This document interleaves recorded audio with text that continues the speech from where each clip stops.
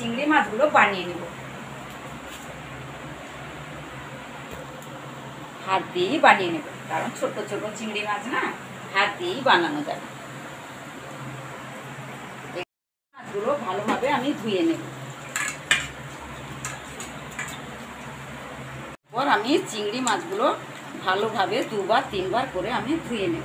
চিংড়ি মাছগুলো ধোয়া হয়ে গেছে। এরপর আমি কলা পাতায় নিয়ে নিলাম, বটি নিয়ে বসলাম। এই গদাটা কাটতে হবে, তার নিচে একটু কলা পাতাটা দিয়ে দিই। এই যে গদা, এইটাকে আমি কাটবো।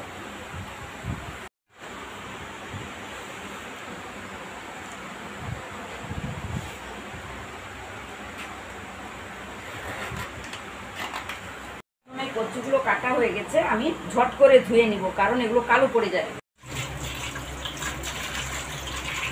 সেদ্ধ করে নেব। প্রথমে আমি কড়াতে জল দিয়ে দিলাম। কচুগুলো প্রথমে আমি সেদ্ধ করে নিব। কড়াতে জল দিয়ে দিয়েছি, তারপর কচুগুলো দিয়ে দিলাম। হলুদ দিয়ে দিলাম, আম পাতাটা দিয়ে দিলাম। এরপর আম পাতা দিয়ে দিয়েছি। এরপর ঢাকনাটা খুলে, এই যে সেদ্ধ হয়ে গেছে, আমি ঢেলে জলটা ঝরিয়ে নিই। ঢাকনাটা খুলে, এই যে সেদ্ধ হয়ে গেছে বেশ সুন্দর, একে ঢেলে জলটা ভালো করে ঝরিয়ে খুলে দেখি বেশ সুন্দর সেদ্ধ হয়ে গেছে। এরপর আমি ঢেলে জলটা ভালো করে ঝরিয়ে, ঢাকনাটা খুলে দেখি এই যে সুন্দর সেদ্ধ হয়ে গেছে। এরপর আমি একটা জায়গায় ঢেলে নেব, ঢেলে নিয়ে জলটা ভালো করে ঝরিয়ে নিয়েছি। এরপর আমি আম পাতাগুলো ফেলে দেব। জলটা ভালো করে ঝরিয়ে নিয়েছি, এরপর আমি আম পাতাগুলো ফেলে দেব। কড়া বসিয়ে দিয়েছি গ্যাস ধরিয়ে।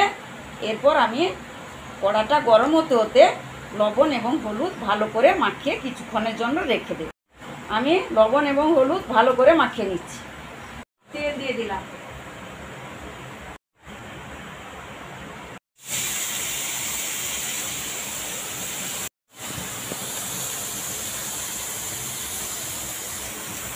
আমি চিংড়ি মাছগুলো তুলে নিলাম, পরপর হয়ে গেছে।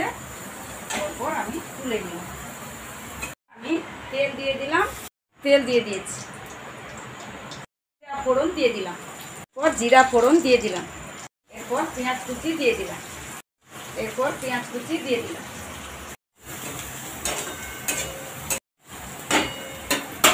এরপর রসুন কুচি দিয়ে দিলাম। থেতো করা রসুন দিয়ে দিলাম। এবারে পেঁয়াজ রসুন সুন্দর বাদামি কালার হয়ে এসছে। এরপর আমি কচুগুলো যে সেদ্ধ করে রেখেছিলাম সেগুলো এবারে দিয়ে দেব।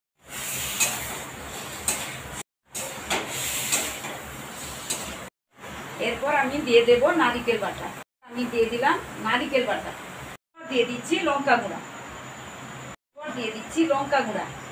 দিয়ে দেব ভেজে রাখা চিংড়ি মাছ।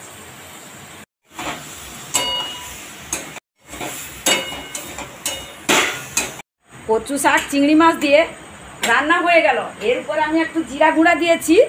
এরপর যেন মনে হচ্ছে মোমো গন্ধ উঠছে। এরপর আমি খাবারের জন্য নামিয়ে নিই। কচু শাক এবং চিংড়ি মাছের চচ্চড়ি হয়ে গেল। এরপর আমি খাবারের জন্য নামিয়ে নিই।